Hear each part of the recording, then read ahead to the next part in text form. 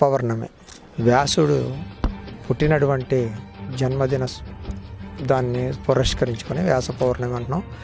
వ్యాసుడు మనకు అష్టదశ పురాణాలు, 4 వేదాలు, అలాగే ఉపనిషత్తులు, ధర్మం ఎలా ఉండాలి, ఆ ధర్మానికి సంబంధించినటువంటి విశేషాలన్నీ కూడా వ్యాసులు గారు మనకి ప్రబోధించారు. ఈ ప్రబోధనలోనే గురు పరంపరలో వ్యాస పౌర్ణమి మనం ఇప్పుడు జరుపుకుంటున్నాం. అలాగే షిరిడి సాయిబాబా కూడా వ్యాస పౌర్ణమిలో భాగంగా ప్రతి దేవాలయంలో వ్యాస పౌర్ణమి జరుపుతారు. షిరిడి సాయిబాబా దేవాలయాల్లో కూడా బాగా వ్యాస పౌర్ణమి బాగా జరుపుకుంటూ ఉంటారు. అట్లాగే మన భారతీయ సాంస్కృతి సాంప్రదాయాలు విభిన్నమైనటువంటి సంస్కృతులతో నిలబడి ఉంది. అటువంటి సంస్కృతులన్నింటినీ కూడా వేద పరిజ్ఞానంతో అందరూ చక్కగా సుఖంగా ఉండేలాగా ఉపనిషత్తుల్ని, అష్టదశ పురాణాలని సృష్టించి